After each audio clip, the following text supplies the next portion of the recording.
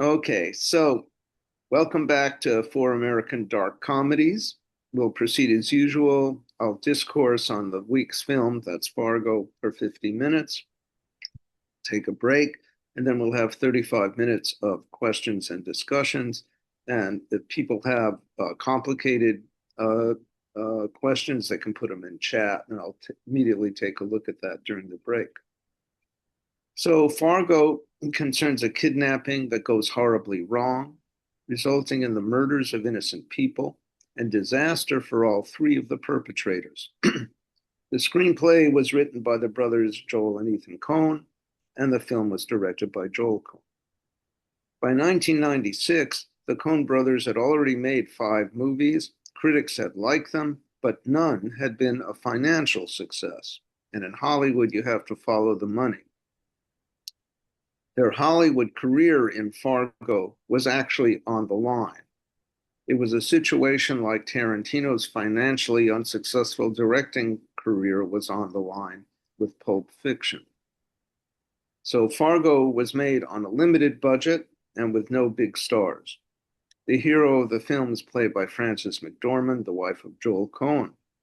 The film made her into a big star, Academy Award for Best Actress, but she wasn't a big star before. It also made big stars of William Macy, who plays the slimy car salesman Jerry Lundegaard, and Steve Buscemi, who plays the incompetent loudmouth kidnapper Carl. Both actors have gone on to big careers, but they weren't big names when the film was made. That's because the Coens at that point couldn't afford big names. It's only starting with Fargo that the Coens went on to a string of huge, popular, financially successful hits. The Big Lebowski, first of all, 1998, No Country for Old Men, 2007, 4 Academy Awards, including Best Picture, True Grit in 2010, 10 Academy Award nominations.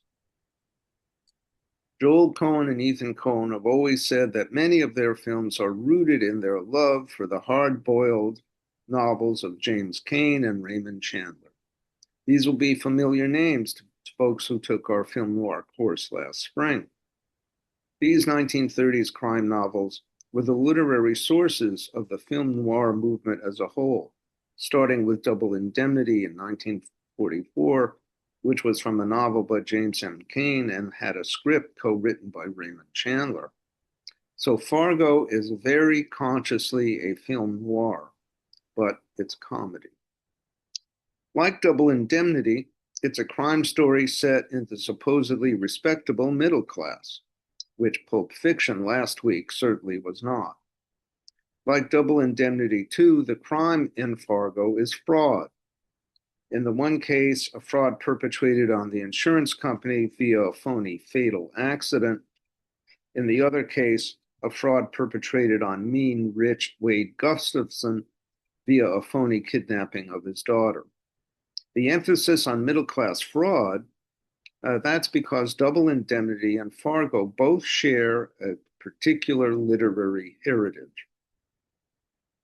So I always like to set out the major events of the plot so we're all on the same page during the lecture and discussion. So I'll just go over the plot with you guys. In Minneapolis in 1987, Jerry Lundegaard is the executive sales manager of an Oldsmobile dealership owned by his mean father-in-law, Wade.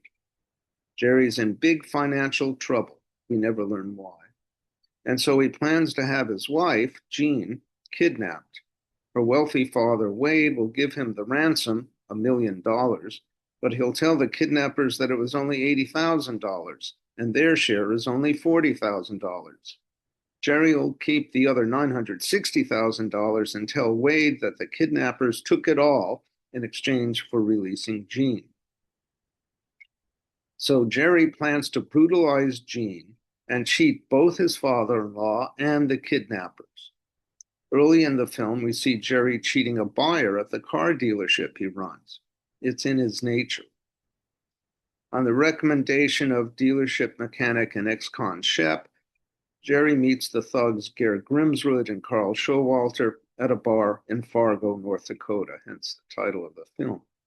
They agree to kidnap Jean in exchange for a new Oldsmobile Cutlass Sierra and half of the ransom Jerry tells them he's going to extort from Wade, which again is much smaller than the actual ransom demand he makes.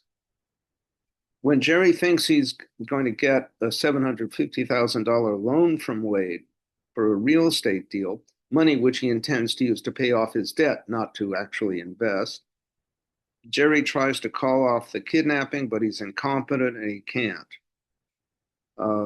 Then Wade offers Jerry only a $75,000 finder's fee for the whole deal. Well, Jerry needs a lot more money than that. Meanwhile, Carl and Gere kidnap Jean. On the way to their cabin on Moose Lake, a state trooper stops them on an icy night road near Brainerd for not displaying proper registration tags. Very tight-ass guy. The straight arrow trooper rejects Carl's crude bribe attempt, then hears kidnapped Jean whimpering in the back seat. Result, Gere simply shoots the trooper in the head and then also kills two drivers-by who happen to witness the bloody scene. This makes it the province of local police chief Marge Gunderson, who is 7 months pregnant, and she begins her investigation. She correctly deduces that the dead trooper was ticketing a car with dealer plates. She later learns that two men driving a car with dealer plates checked into a nearby motel and made a call to Jerry Lundegaard's dealership in Minneapolis. Marge resolves to drive to Minneapolis and she visits Jerry's car dealership, but Jerry insists no cars are missing from the lot. Jerry then tells Wade that the kidnappers are demanding $1 million and will deal only through him. Carl drives back from Moose Lake to Minneapolis to collect the money. Carl calls Jerry and demands the money immediately. But Wade insists on delivering the ransom personally. It's his money, his daughter, and he knows Jerry is a weaselly incompetent. Wade meets Carl at a parking garage and refuses to hand over the money without getting Jean. No money, no Jean. No Jean, no money. That wasn't the deal, which was that Carl would get the money from Jerry and then release Jean somehow later. The plan is going wrong. Carl panics. He shoots Wade. Wade shoots back, wounding Carl in the jaw. Carl kills Wade and a garage attendant and then drives away with the ransom. On the way back to Moose Lake, Carl discovers that the briefcase contains not $80,000, but $1 million. He takes out $80,000 to split with Gere and buries the rest for himself in the snow along the highway. Meanwhile, Police Chief Marge, suspicious of Jerry, returns to Jerry's dealership, where Jerry reacts angrily to Marge's continuing to question him. Marge then sees Jerry driving off the lot, and she calls the state police. Carl arrives at the cabin to find that Gere has killed Jean. Carl says they better split up and leave immediately, but then they argue over who'll get the tan Sierra. Carl tries to leave with the car, and Gere kills him with an axe. Marge happens to be driving by, tipped off by a local who heard a customer brag about killing someone at Moose Lake. She sees the tan Sierra and then discovers Gere shoving Carl's body into a wood chipper. Gere tries to flee, but Marge shoots him in the leg and arrests him. Shortly after, Jerry is arrested by state troopers at a motel outside Bismarck, North Dakota. Marge's husband, Norm, tells her that the Postal Service has selected his duck painting for a 3-cent stamp, but another duck painting won the big prize, the competition for the 29-cent stamp. Marge assures him that smaller denomination stamps make up the difference between the face value of the old stamps and the cost of the new first-class postage. This makes Norm feel better, and the couple happily relax together in bed, watching TV and anticipating the birth of their child, the end. But there's a postscript. Starting in 2014, the cable network FX ran a TV series based on our film Fargo. And in one episode, they actually redid the kidnapping of Jean consciously. They built the same interior as the Lundegaard house. The Jean figure has a child named Scotty, just like in the movie. Uh, we see her knitting and watching TV when two hooded kidnappers arrive, just like in the movie. But there's a difference. This Jean has military training. She fights back hard, badly burning one of the kidnappers. Well, they eventually overpower her, but when they get stopped that night by state troopers, she escapes the car during an ensuing gunfight. She hides in a local convenience store, and when the two kidnappers come to recapture her, she kills one and badly injures the other, who flees in terror. She returns home as if nothing had happened.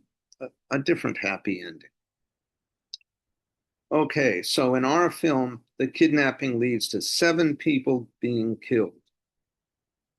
In order, these are the state trooper who stopped the kidnapper's car because of a faulty license plate, the couple passing by the scene in their car, Wade, the mean father-in-law of Jerry Lundegaard, the parking lot attendant, Jean, the wife of Jerry, and Carl, one of the 2 incompetent kidnappers. So how can we say this is a comedy? Well, there's certainly no traditional one-liner jokes. This was true, though, both in Some Like It Hot and Pulp Fiction, that there were one-liners. Fargo's humor is different. It's observational, and it also comes from the sheer absurdity of the crimes and the stark contrast between these very violent events and the fact that they occur among the good-natured, mild-mannered, and very, very polite residents of Minnesota. The contrast is what makes the film funny. Tarantino also did this with contrast in Pulp Fiction, where sudden violence occurs within very humorous and interesting dialogue. Suddenly there's violence. So yes, it's a film noir, twisted film noir, and the criminals are a study in human failure. But on the other side, we have a lovable and vulnerable protagonist and pregnant police chief Marge Gunderson. She first appears about after a full third of the movie has already gone by. And immediately that she appears, the mood lightens up. There are moments later when the threat to her is real and we become worried for her, but she emerges completely and happily triumphant. This is another aspect that makes Fargo a comedy. Like I said, a large part of the movie is observational humor. The repressed and super nice and polite Minnesota people, stoic under the miserable weather, but underneath, passive, aggressive, and also fiercely competitive for limited financial resources. So Fargo is a classic film noir in that sense, about how morally bankrupt, stupid people can become if they're pressured too far by the desire for money.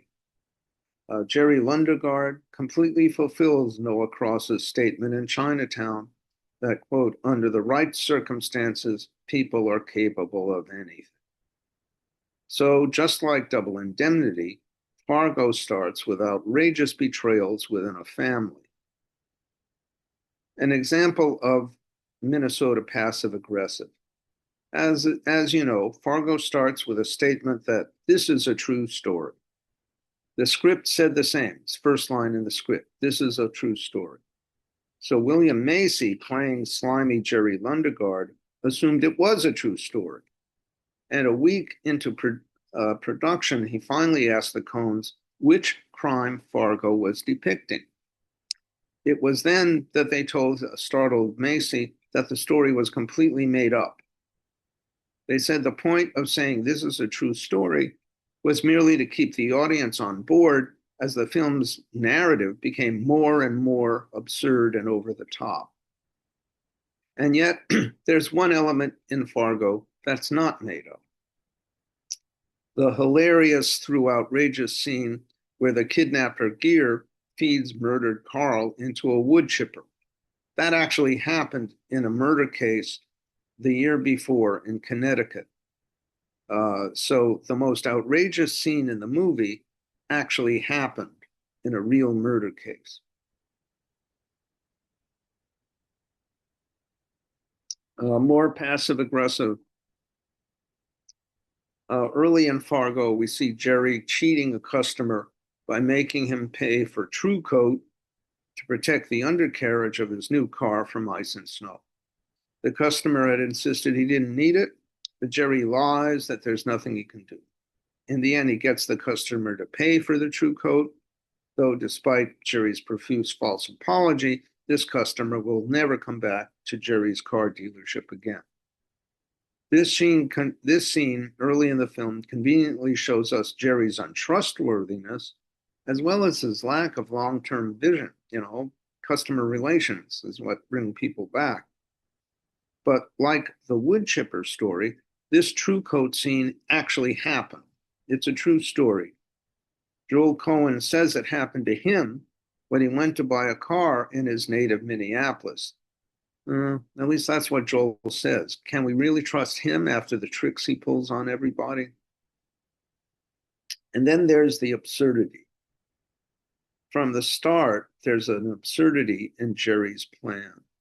To kidnap his own wife using two thugs he doesn't know, and then cheat the kidnappers of most of the $1 million ransom, while simultaneously also cheating his father-in-law, Mean Wade, who paid the ransom, keeping most of the money for himself. And when Jerry tries to cancel the kidnapping because he wrongly thinks he might get a big loan from Wade, and Jerry plans to cheat on that loan too, as I've said, and even though Wade's not a person you'd want to try to cheat, Jerry can't stop the kidnapping because he forgot to establish a way to contact the kidnappers. He's an incompetent, which is how he got into big financial trouble in the first place. And the two thugs are incompetent too. To link up with a man who can't even meet them on time in their first meeting, and then to do a kidnapping for him when the penalty for kidnapping in Minnesota is up to 40 years in prison. But they say, oh, okay. Later, the reason they get stopped with their victim, the only reason, is because Carl simply forgot to put license tags on the car. During a kidnapping where the penalty is 40 years in prison, he forgot to put a license on the car, a license tag on the car. In short, Fargo makes the point that people who are driven to crime are not usually brilliant masterminds, but instead helpless, desperate bumblers. Unlike our charming mobsters in Pulp Fiction, the criminals in Fargo are simply ruthless, greedy, stupid people that get themselves into a progressively violent mess. Jerry's plan is stupid in conception and incompetent in execution. One of the kidnappers is a weak loudmouth, the other a dangerous catatonic psychopath. Yeah, they're two brodies, but pretty much the opposite of Jules and Vincent in Pulp Fiction. Not that Jules and Vincent were totally efficient either. After all, Vincent accidentally blows the head off of a guy they're bringing to Marcellus, and then he's too busy in the bathroom that he gets killed by amateur Butch using a gun left in the kitchen. Actually, the gangsters in Some Like It Hot, our first film, were also careless and incompetent too, letting the witnesses get away from the St. Valentine's Day massacre. I guess it's an aspect of the comedy of these films, turning feared criminal figures into sloppy nincompoops. Tarantino does the same thing in our next film, turning the fearsome Manson family into sloppy nincompoops in Once Upon a Time in Hollywood, and that gives relieved laughter. But on the other side, of course, there's Police Chief Marge, the wholesome, pregnant hero. Beneath her Minnesota nice, she's smart and efficient, unlike anyone else in the film, and as analytical of a crime scene as Sherlock Holmes himself. She is presented with great affection, and therefore we care very much what happens to her. The scenes of Marge's day-to-day life out in Brainerd as she investigates the triple homicide, these are very comforting to the reader, to the viewer. Her loving husband brings her a big Arby's sandwich for lunch.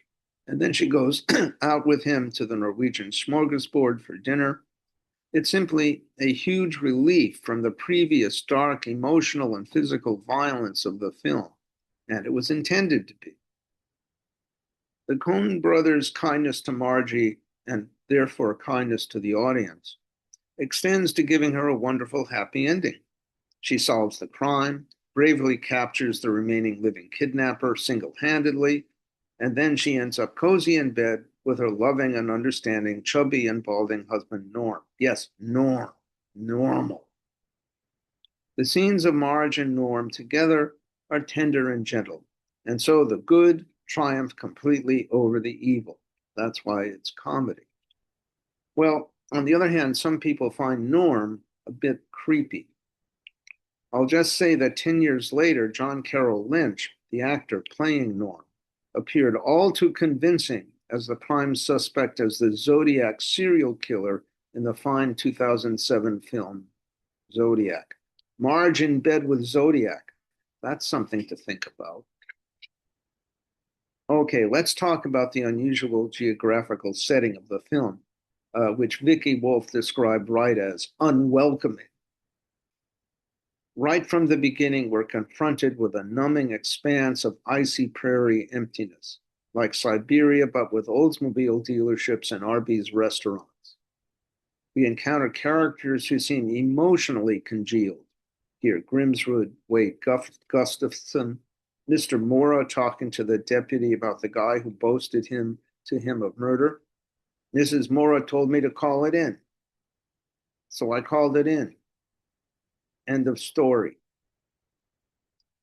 The Minnesota accents in Farley, of course, quickly became famous. You betcha, okie dokie, thanks a bunch.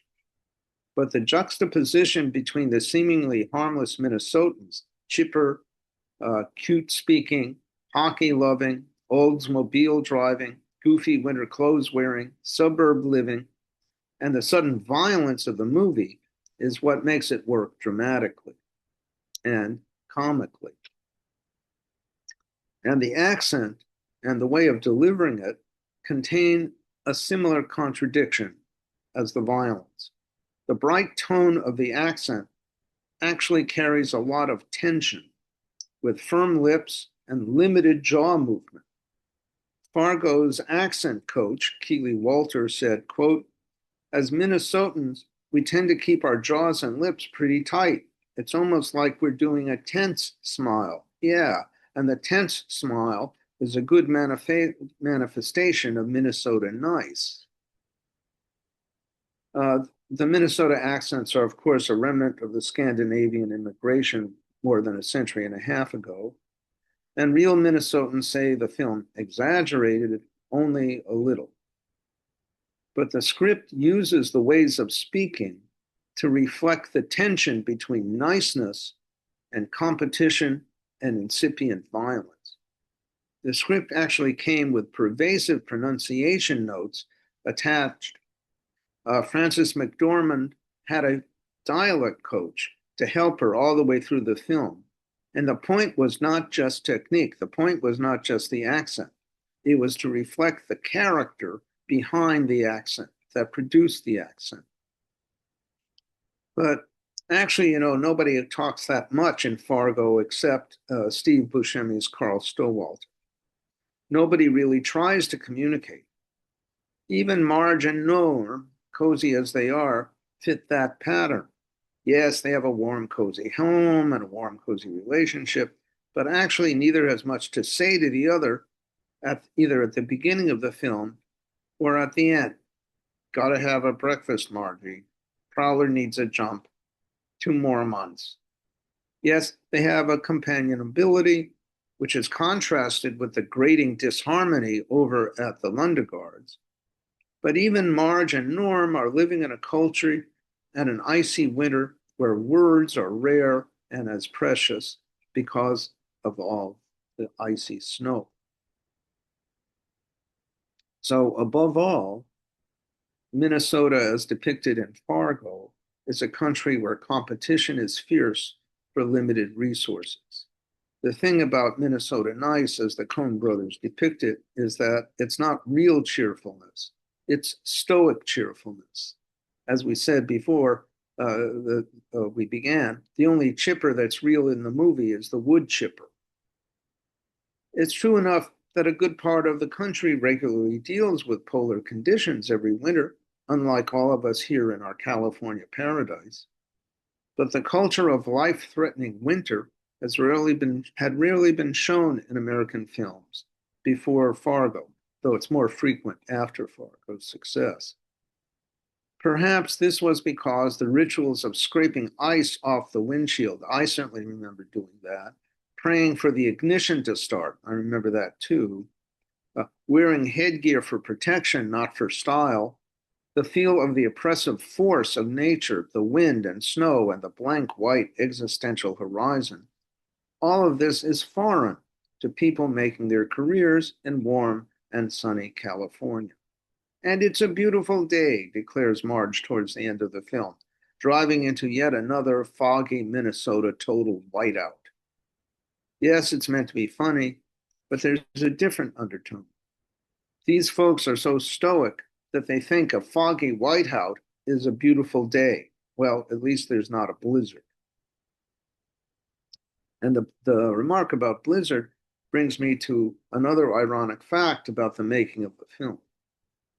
The Coen brothers went up to Minnesota in January 1995, expecting freezing cold and vast vistas of snow. They were natives of Minneapolis themselves. They'd experienced Minneapolis winters, but actually neither materialized. The city was experiencing a historically warm winter in 1995, and there was very little snow. The Coens and their film had to trek 300 miles further north to Grand Forks, North Dakota, before they found sufficient snow. I find it hard myself to believe there's a place that's 300 miles north of Minneapolis. But they did it, because they needed these snowy, icy exteriors as being essential for the story's frigid mood.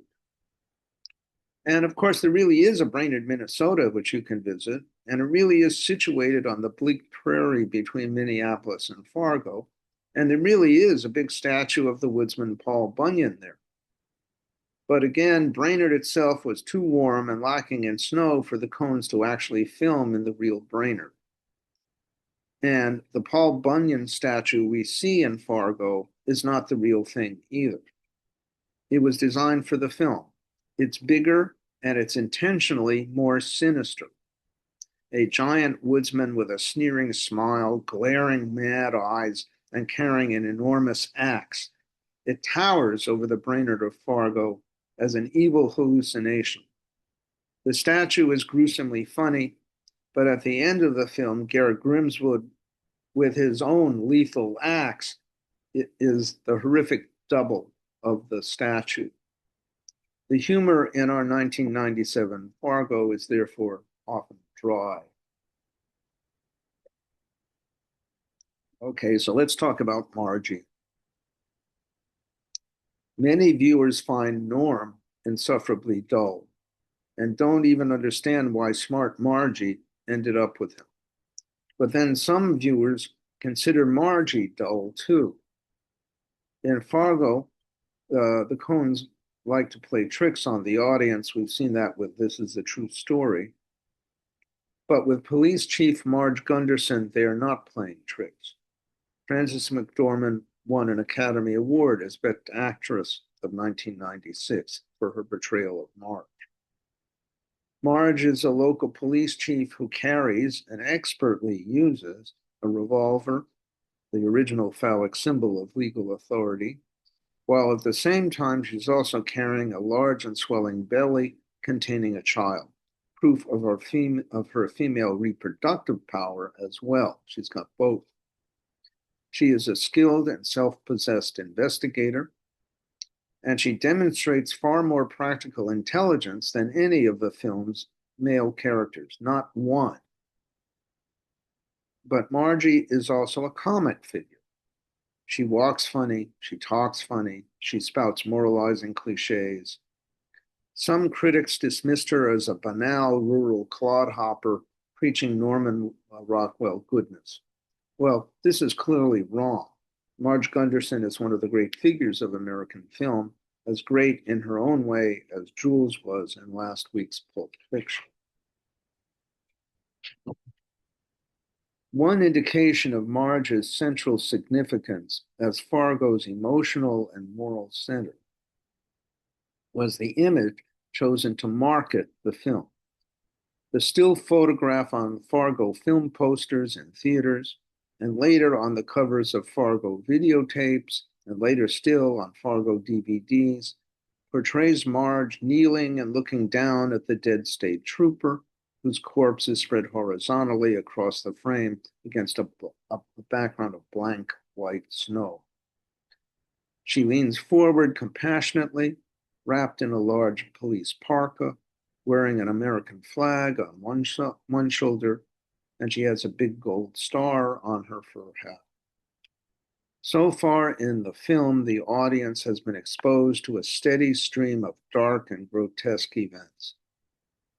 The positioning of the bodies in this image, with a female form in her bulky police parka and the gentle sadness of the woman's downward gaze at the dead young man, indicates her association with the audience's desire at this point in the film for some sort of safety and nurturance.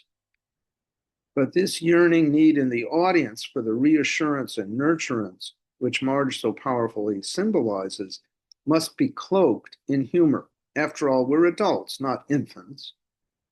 But simultaneously, we need the reassurance, and the film makes sure we get it, which is what makes the film a comedy. Nevertheless, Fargo is a movie about a pregnant woman mourning the cruelty that people needlessly inflict upon each other, while successfully investigating and solving that cruelty.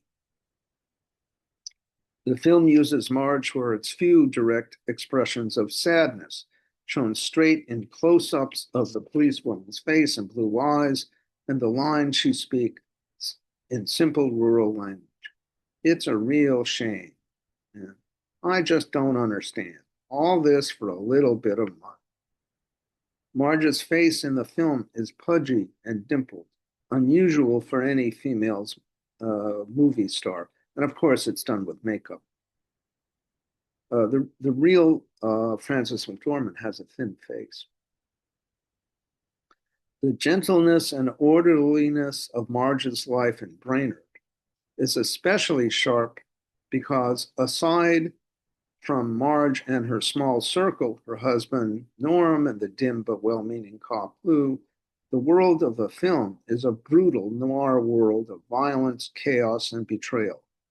But out in Brainerd, Marge is loving. She answers the phone, Marge, not Police Chief Gunderson, and she is actually surrounded by love.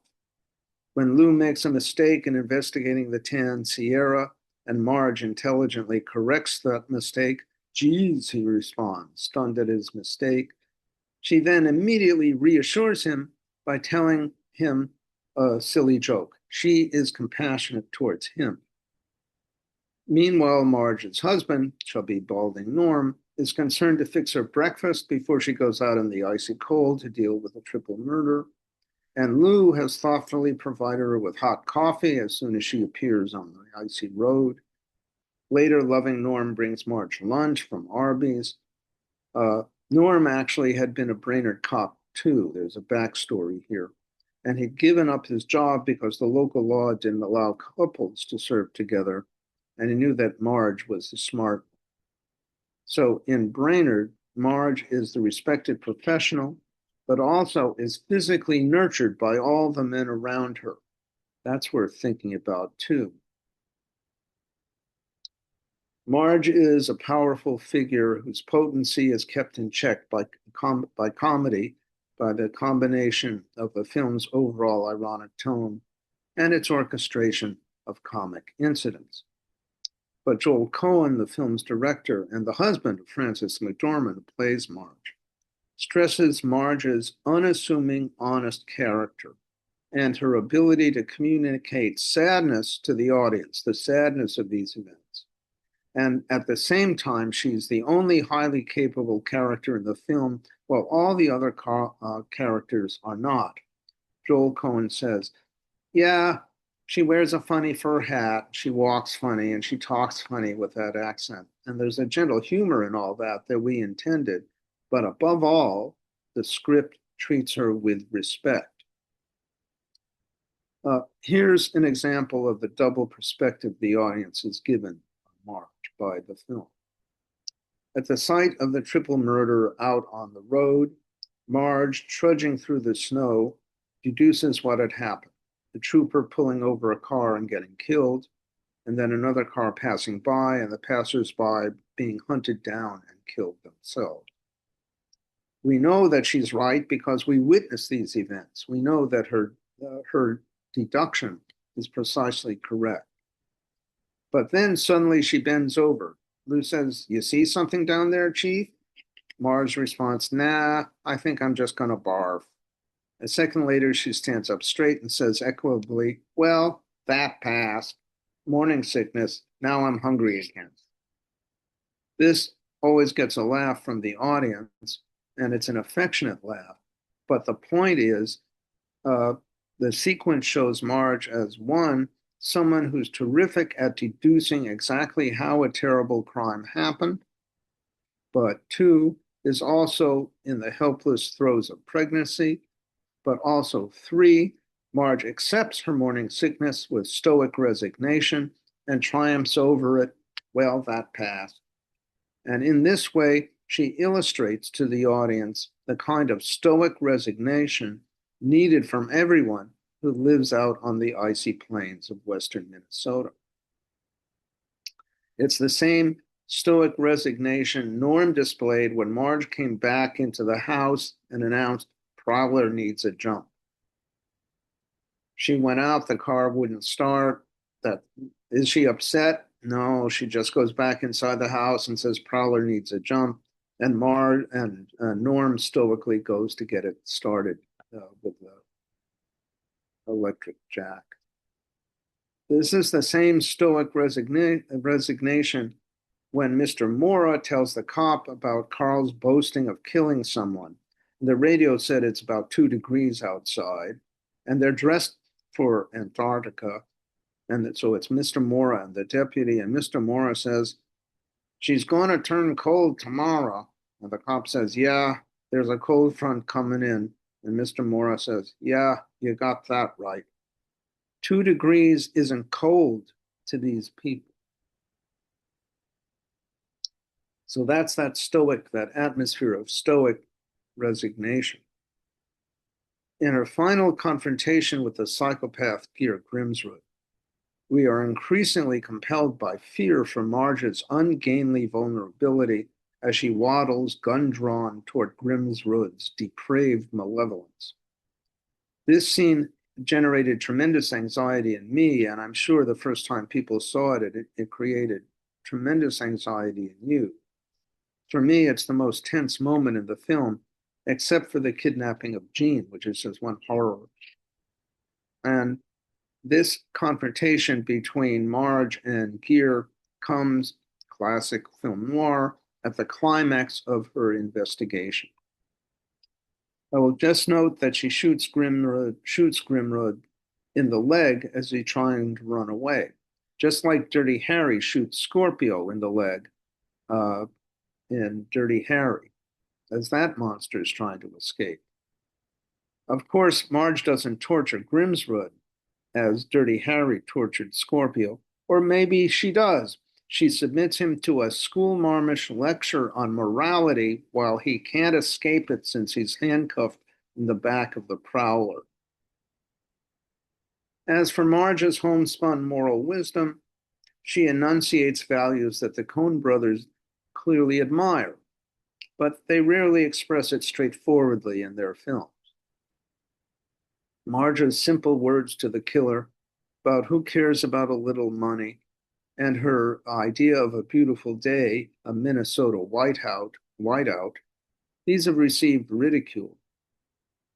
But a straightforward expression of down-home emotion and moralism in a witty, ironic, dark Coen Brothers movie, that's extremely unusual. but it is consistent with the hero around whom the film is built. Fargo would be incomplete if it did not allow Marge to give simple expression to the law that renounces senseless violence and demands nurturance of life. Now, finally, a couple of words about Minnesota Nice.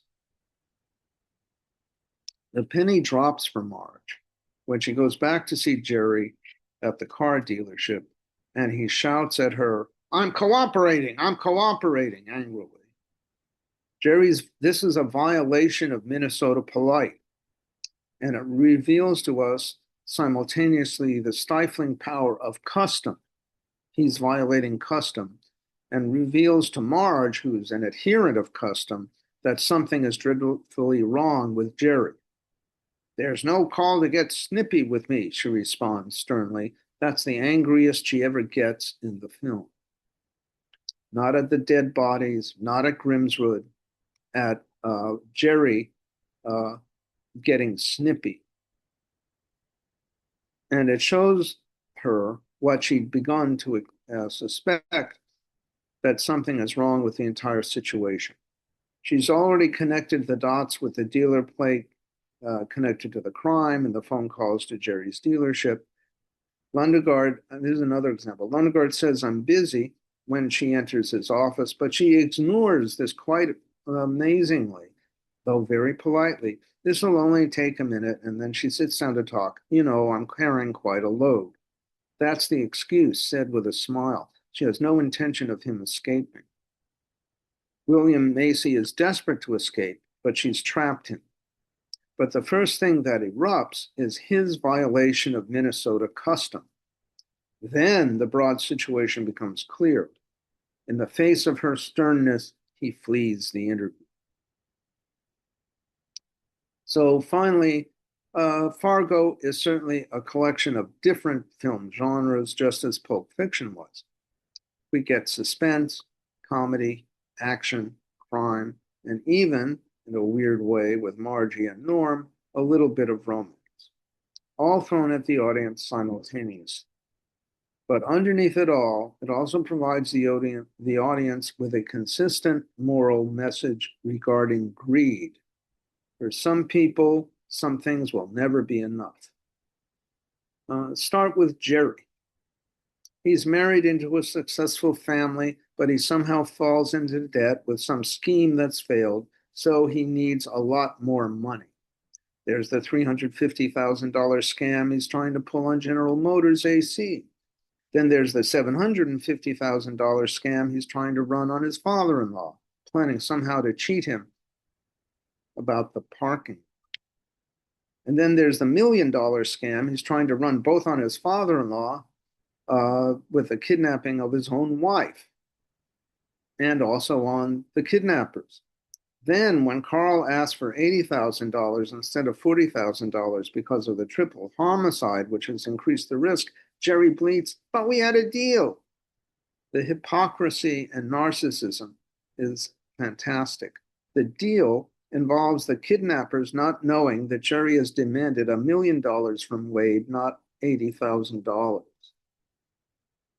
There are actually many moments in the film when Jerry could have gotten out of this at least a little ahead. $75,000 for the finder's fee would have helped a little. And he still declines, preferring to kidnap his own wife using two thugs he just met. And he doesn't even tell them not to harm Jean. Meanwhile, this dishonest man's pathetic attempts to assert authority, including within his family, is one of the film's tragic elements. As for Carl the kidnapper, by the end of the film, he's $940,000 richer than at the beginning. It's fabulous for him. Instead of telling his partner about the big money and splitting that money, he brings Grimsrud only the $80,000. He's cheating Grimsrud. And then Carl gets into an argument with him about paying Grimsrud an extra $20,000 from his cut because he's taking the Tan Sierra. He's got $1 million waiting for him. As for Grimsrud, When Carl returns with $80,000 instead of $40,000 and splits it with him, he's also not satisfied. He wants an additional $20,000 for the Sierra if Carl's going to take it. This is another mean, grasping Minnesotan out on the icy plains. And then in his anger over Carl resisting him, he just kills him with an axe. With these characters, the Coen brothers provide the audience with one gargoyle after another. All these characters are never satisfied, unlike Marge, who is satisfied with what she has. And it ends horribly for each of them, with Carl murdered and Jerry and Gere going to prison for a long time. The last time we see Jerry, he's trying to escape out a window from his North Dakota motel in his underpants, like the cowardly weasel he is. On the other hand, both Marge and Norm consistently show compassion to others, kindness, and modesty throughout the story. And at the end, they're safe and happy and cozy together. That's why the film is a classic, and that's why it's a comedy too, if often a dark one. Okay, so let's take a 5-minute break, and then we'll have discussion. Get started. There's a bunch of questions on chat. The first one was, how did Jerry get into big financial trouble? Answer, we have no idea. That's another trick that the Coens just play on the audience. Second question, Lynch, Norm, also played convincingly a super threatening character in Carnival, a wonderful series. So, I think that people were right to kind of say, gee, what is that with Norm? I know he's supposed to be a classic stoic, nice Minnesotan, but people catch that this is an actor who can very easily play violent people. Steve Buscemi was actually in Pulp Fiction. I didn't realize that. What part did he play? Does anybody remember? Is it Jamie? Did you?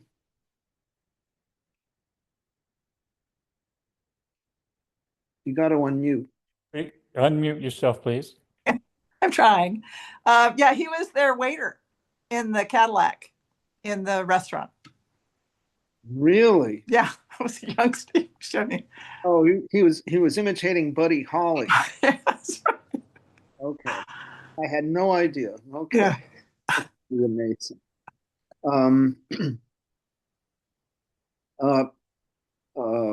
Bev Kent asked, and I avoided this, what is the significance of the scene with Marge's old classmate who's also confronting her with a huge lie? She's obviously excited to see him and doesn't tell her husband about the meeting. Yeah, and she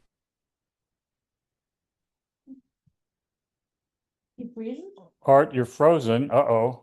primps up, finds out the next morning from her old high school girlfriend that everything that Mike Yanagita said was a lie. It's like another example of the penny dropping, and she said, golly, these people in Minneapolis, they're just liars. The other thing is this sequence was very controversial among the Asian population in Minneapolis. And there were several important Japanese American actors who refused to take the part and were angry at this guy Park, who later went on to have a big career himself, for taking the part in the first place. Why make the wimpy, lying guy an Asian? Why make him a Japanese American? I have to say, I had a Japanese American colleague who I was very close to for 40 years in Maryland. Believe me, he was not wimpy. So a very tough hombre who had actually gone to prison during Vietnam. So that whole sequence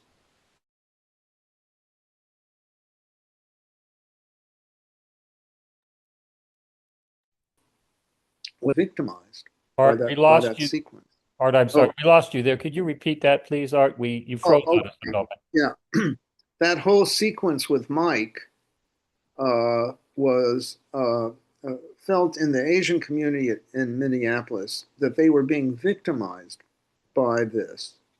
That there was no reason for Mike, the lying old roommate, college, high school friend, to be an Asian, to be a Japanese American. But it's, as people have said, she doesn't show up wearing her big police parka, and her hairstyle is slightly different from what it usually is. So she's intrigued by meeting him, but as when he tries to move over and sit next to her, she immediately stops it, and there's that stern moralism going on with it. Lou. Yeah, I wonder what your take is on why this segment was introduced into the film. Was it just to show that she's loyal to Norm, or is there something that maybe advances the story in some way? It seems disposable to me.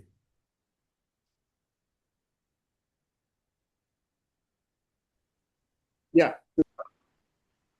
Art, Yes, it's not actually necessary for the plot to go forward because she could easily realize that Jerry is an obvious liar without that sequence. Um, After all, Jerry claims that there's no car missing when they know that there was a car missing and it was connected to his lot. Um, so it is unnecessary. The way it plays out in the film, though, is the next morning, her high school girlfriend tells her, no, no, none of that is true. He's not working for Honeywell. He's living with his mother. So it's a complete lie. And in the narrative as we're presented, that's what leads her back to Jerry for a second interview. It's not necessary, Lou. I agree. Thank you. And then you can say, you can understand why the Asian American folks in Minneapolis would say, why is this even in the film? What's the purpose of this even in the film? And the answer, I think, is it's a joke, but not a very good one. No. Okay. Um, there's one more.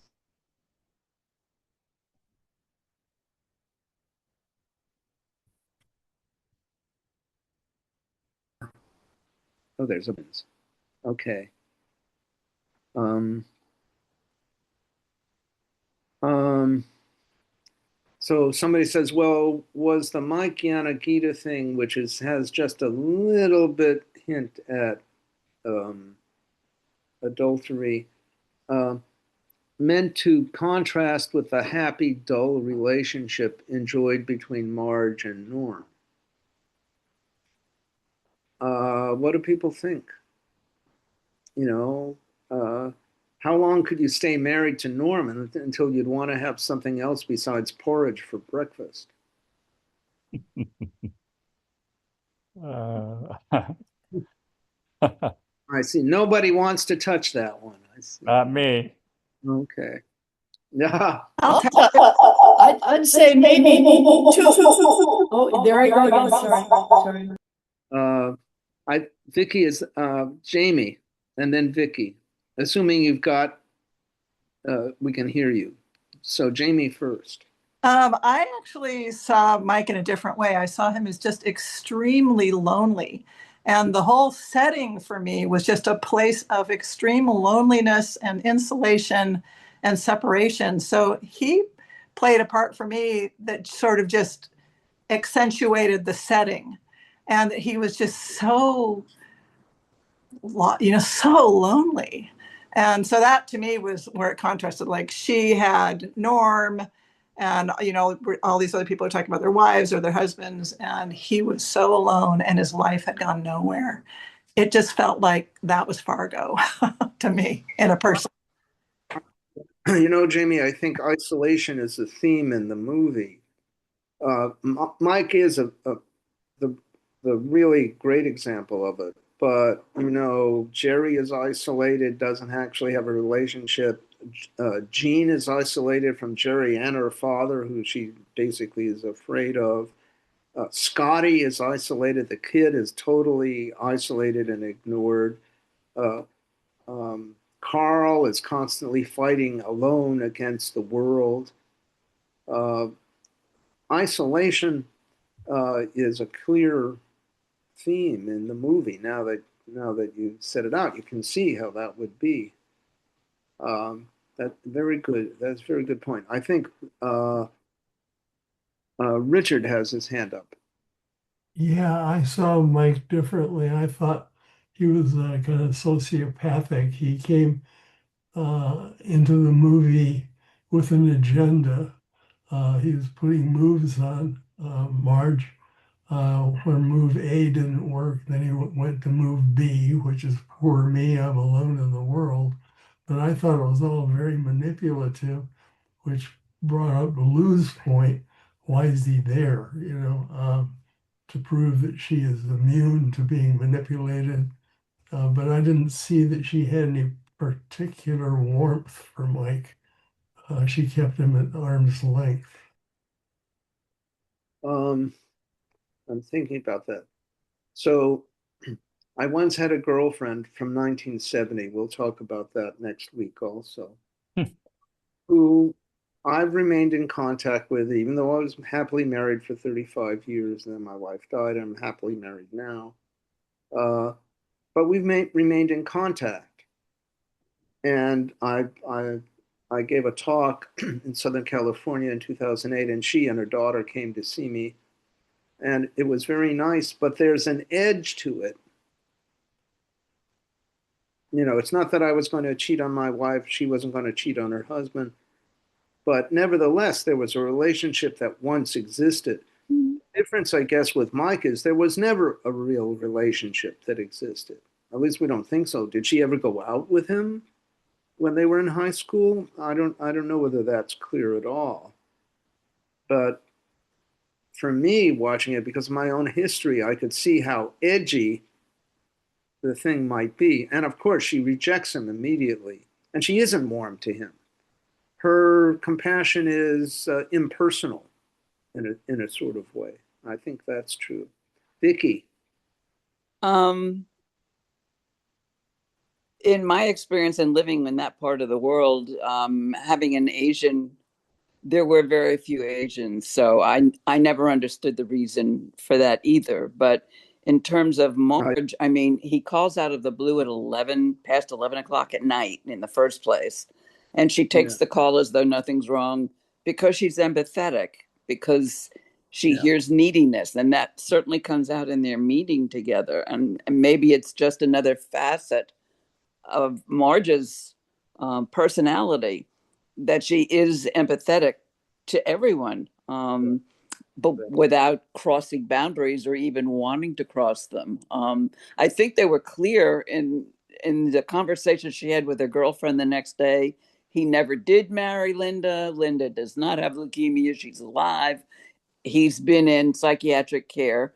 So, there was never a relationship. And he says, I've always liked you, as he was trying to kind of butter her up. And she doesn't respond to that. Well, I mean, he was totally socially inappropriate, wanting to sit down next to her. And it's not just that she's married; she's pregnant. She's obviously pregnant. Yeah, doesn't mean anything to him. No, well, he's obviously in his own little bubble, in his own world, trying to survive. He's desperately needy. But most of the people in this film are. I know. One of the things I noticed was that at the end, there's no big wrap up of all the strings. You kind of can see where everybody's going, but does anybody realize that Scotty is now an orphan? He His did. mother is dead, his father is in jail, his grandfather is dead, and here's Scotty throughout this whole thing. Oh, I mean, Jerry is such a vile creature that that at one point in the film he goes, "Oh, I forgot about Scotty, whose mother I had kidnapped." And he goes up to his room and just says, "Don't talk to anybody about it." Yeah, it does nothing for the kid. There's Oh, nothing but Jerry. the relationship is purely instrumental. And that's true with a lot of the relationships in the film, except for Marge and her friends out at Brainerd. And for me, what struck me was, I said it in when I was discoursing about it, is that the people out in Brainerd respond incredibly positively towards Marge. And the men in Brainerd are constantly nurturing her. Yeah. About her, they respect her. Gee, what do you think, Chief? All of that stuff. But at the same time, they keep bringing her food hot coffee, and it's a very moving kind of thing going on.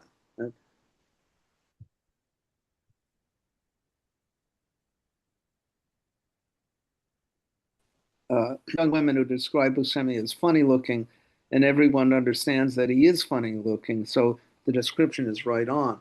Well, the humor in that scene with the two hookers, who are nevertheless chipper Minnesotans, go Bears, all of this stuff, is Marge says, "Well, what did he look like?" And he said, "Well, he wasn't circumcised." That's that's the joke. And she is compassionate to them. And in that scene, she becomes just another high school girl like them, just chatting. I mean, her ability to empathize with people. Yeah. She even empathizes or tries to empathize with Grimsrud at the end. Although, from his point of view, it's torture that she's being moralizing. But why didn't she shoot him in the head? She's an expert shot. She shoots him in the leg. She doesn't want to kill him. I mean, it's pretty amazing. Yeah, everybody says Buscemi was funny looking in the film. That's right. But nobody says why. The teeth are unmentionable. Richard.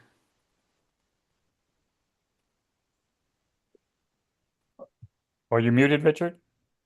Yeah. A minor point, but seemed like every time that Marge was out being an insightful investigator of a crime scene, her deputy standing on the sidelines holding her coffee. Right. Right. And that seemed to be his role with relationship to her. He's in awe of her. And she is compassionate to him she realizes she's made him look terrible with the dealer plates thing. And her reaction is the opposite of saying, you idiot, which he obviously is. It's to reassure him of her good relationship with him by telling a stupid joke, silly joke. And actually, he rejects the joke. He goes, "Yeah, that's pretty funny." He's still crushed by his own failure as a cop to see what's going on. She's the great detective, and they all realize it. And Norm gave up his job so that she could be the cop. Okay. Somebody says, several times you called Jerry slimy, but he wasn't slimy. He was feckless. His expression when you first see him, you look at his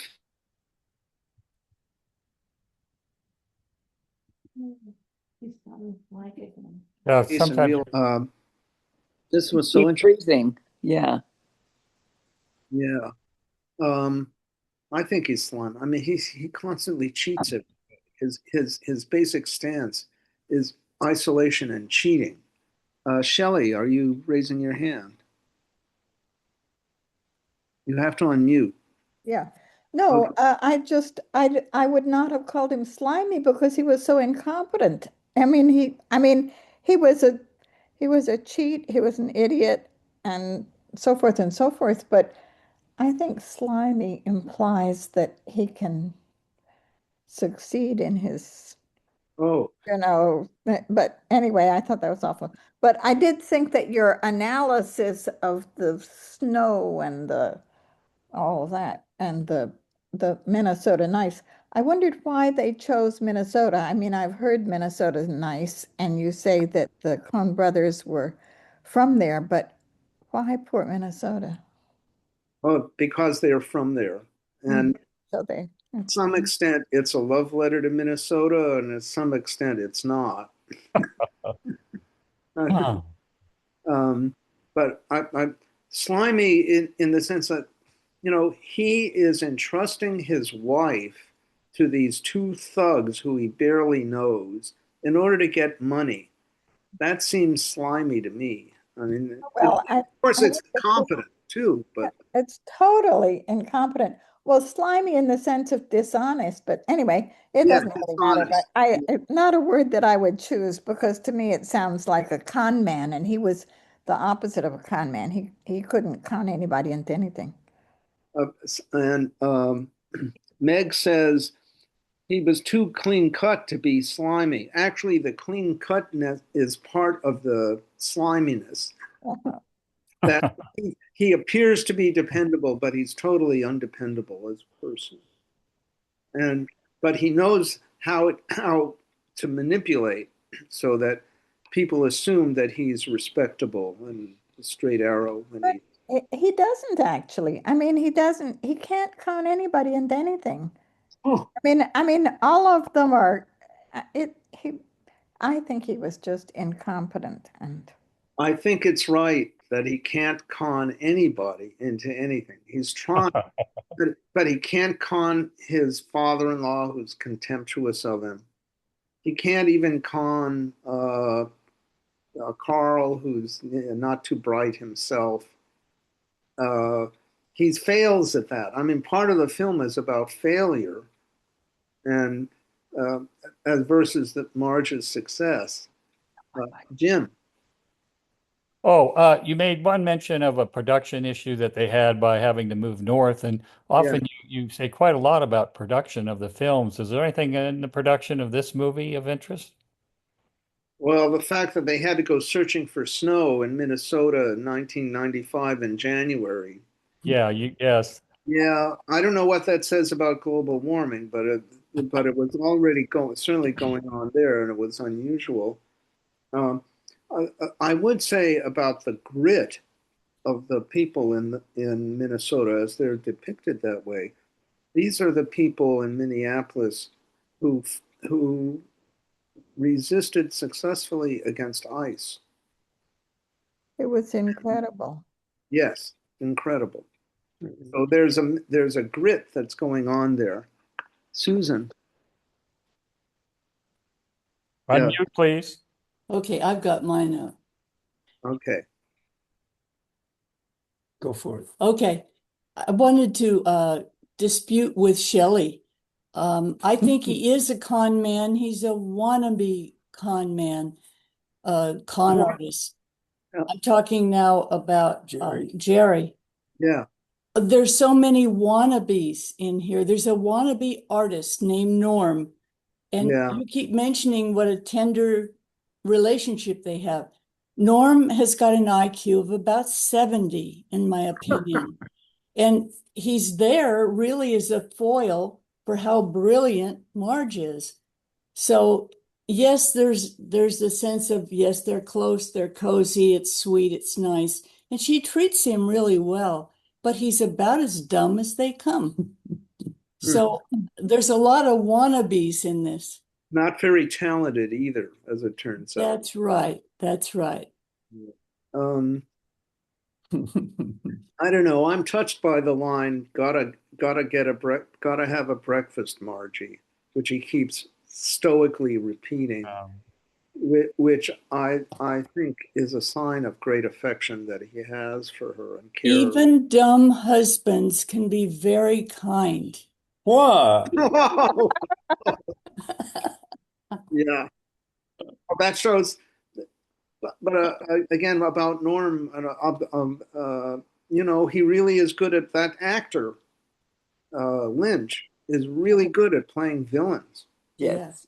And you can see just a hint of that in Fargo, and it shows their brilliance in casting him that way.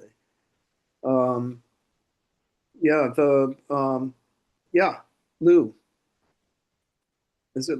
Yes, I don't know whose hand that is. I think that's Lou's. Yeah.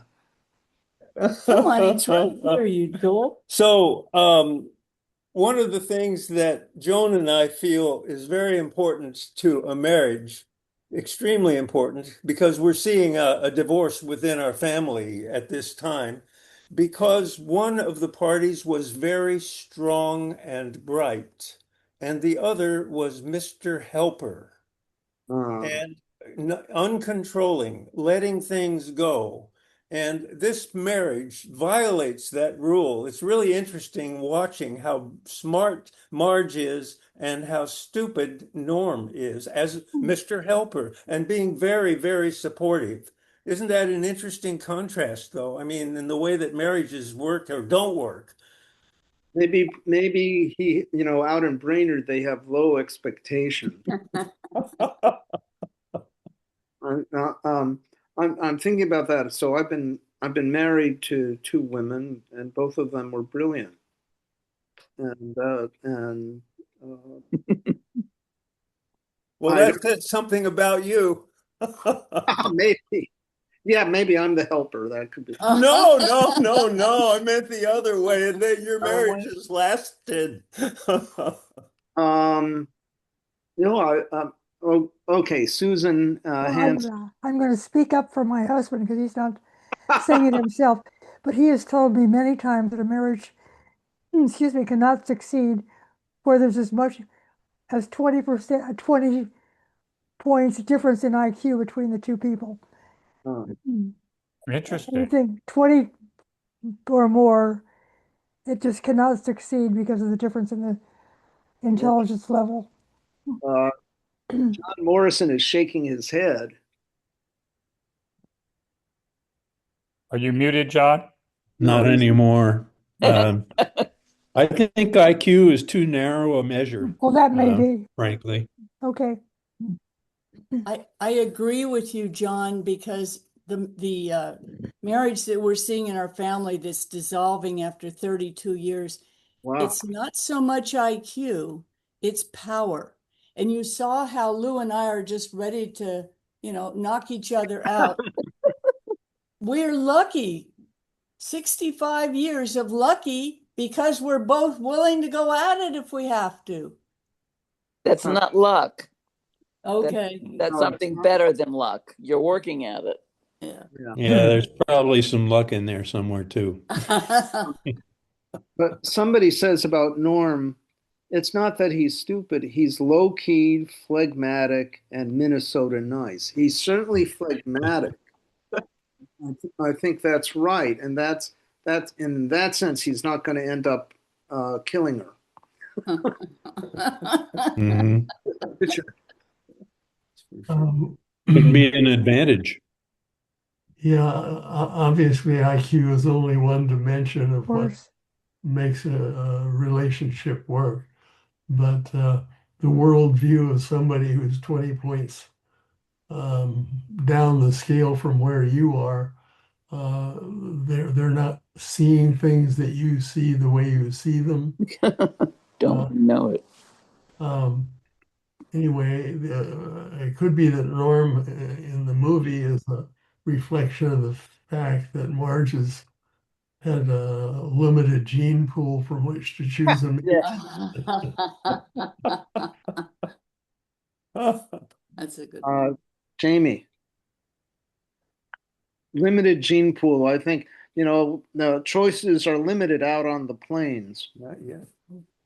This is completely off that topic. Yeah. You in your terms and concepts, you had the tricks, editing by Roderick Janes, who won an Academy Award. Did you already talk about that, or did I miss that? Yeah, okay, I will. This is another trick they pulled, not just on the audience, but on the Academy Awards people. That name appeared as the editor of the film, and he was nominated for an Academy Award for the editing of the film, and his name was announced as at the Academy Awards ceremony, even though he didn't win. And he's completely fictitious. The editing was done by Joel and Ethan. But they cannot resist practical jokes. It's one of the things about them. Richard, you got your hand, got to go back to you. Sorry, I just didn't take it down. Oh, okay. So I mean, I'm going back to the 20% thing.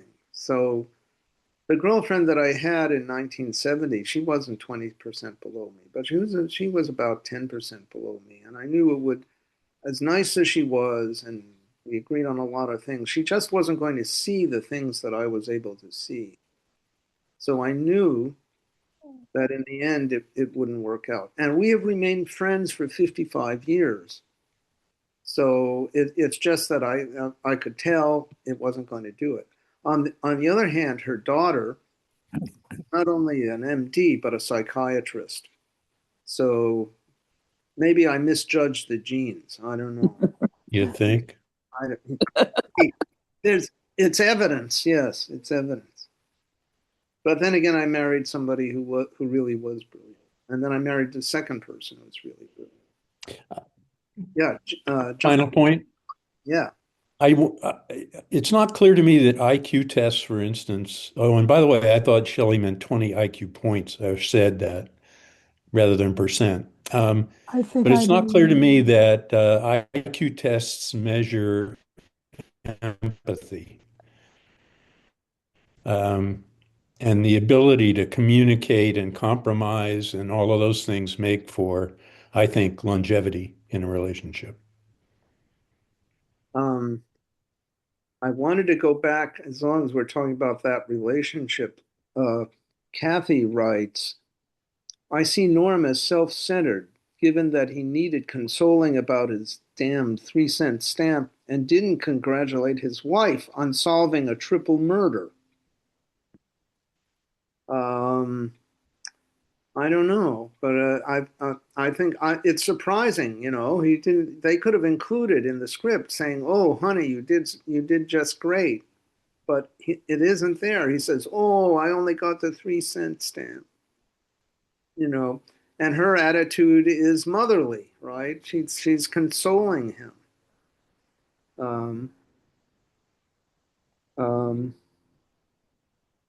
And then Meg says rightly, marriages consist of so much more than IQ match. Long partnerships are often a mystery to others. Yeah, I think that's right. It's mysterious. And so instead, maybe we're being too harsh on Norm and Marge, although again, he's really good at playing villains. People found him creepy. I can see why they would think he's creepy. But Vicky. Do we ever actually know what Norm did for a living after he left the police? Is he just? I mean, I know about the stamp thing and everything. I've seen the people who do that, but wait, what are they like? What are they like? They have other jobs, but it's a very big deal to submit your wildlife art for stamps. But do we ever know what he did beside bring her lunch and make sure that she and the baby have a good breakfast? My assumption is that she's the earner in the family. That he doesn't have a job. He gave up being in the cops. I don't know for sure. But that she was going to get night crawlers so we could go ice fishing. Right. She's got nothing really to do. And boy, if you have nothing to do in Brainerd, you really have nothing to do. Yep. Go ice fishing. I've actually done it. I don't recommend it. It's very cold. It's yeah. So um, this is a very interesting discussion about their marriage. What what about Jerry and Jean? Just to finish up, why did she marry him? Yeah. I know why he married her. He was a would-be con man. He wants the money that she has access to. Do we have any idea why she would marry this guy? She didn't come across as very bright to me. Yeah. Loving and caring, but kind of a bumbling housewife. I always felt when he comes in from Fargo, she's chopping vegetables, and boy, that knife is going like this. I thought there was underlying anger in her, which would be understandable. Well, I thought, Kelly, yeah, I thought that she was terrified of her father, yes, and so she was a very hesitant, unself-confident person. yeah. And presumably, Jerry, when they first were courting, was just very attentive, and she felt that he would be like Norm to Marge, that he would be Yeah. that he would be you know, supportive, and not that she wanted to do anything with her life, but just that he was like a refuge, something like that. I think that she thought he would give her attention. I think And that, yes, and also, right, support and all that kind of stuff. yeah, that's right. I mean, it's, again, my current wife's uh, husband was a very charismatic person, but the daughter that they brought up is herself a high administrator in San Mateo County and a lawyer. So it doesn't mean that someone who's overwhelming as a father necessarily is destructive, but Wade is destructive of everybody. Yeah. I think Richard and then Jim.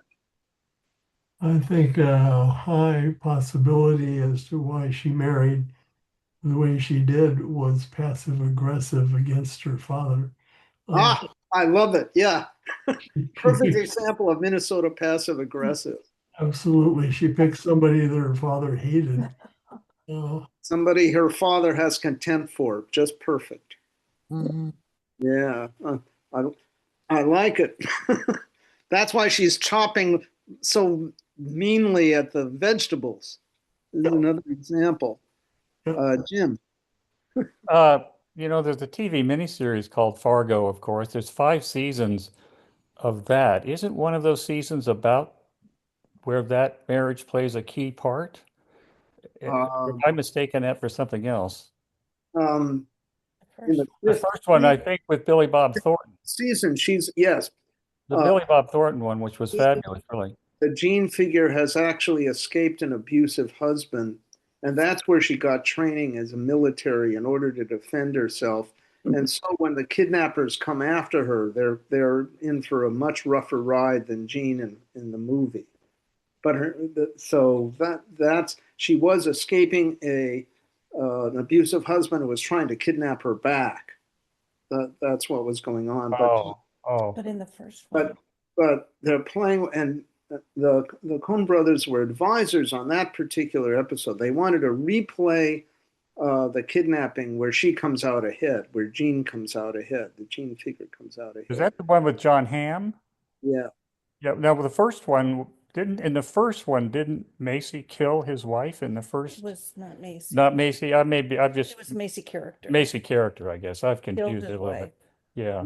Yeah. The character, it's Gear Grimsrud who kills her because she's making too much noise. Yeah, Right.